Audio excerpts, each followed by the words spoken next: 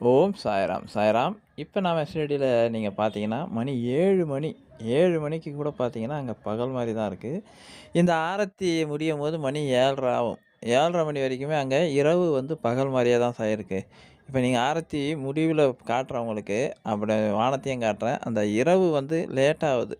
அதனால தான் இந்த நேரங்களெல்லாம் ஈவினிங்கு 7 மணிக்கு தான் ஆரத்திய அங்க பண்றாங்க. ஷிரடியில நம்ம இருக்கும்போது எடுக்கப்பட்ட வீடியோ அது.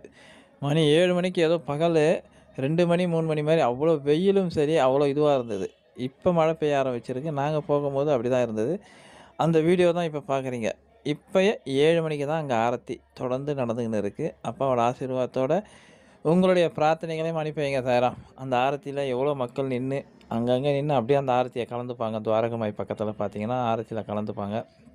அவ்வளவு கூட்டம் ஈவினிங்கில பார்த்தீங்கன்னா, அவ்வளோ பேர் நிக்கிறாங்க. அ ரொம்ப மகிழ்ச்சியா இருந்தது நம்முடைய பயணம் இருக்கும்போது.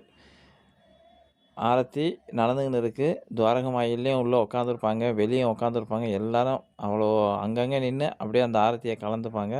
நீங்க ஷிரடிக்கு போனீங்கன்னா, கண்டிப்பா துவாரகமாய் உள்ள போக முடியலன்னா, துவாரகமாயாண்ட உட்காந்து நீங்க ஆரத்தில கலந்து கொள்ளலாம்.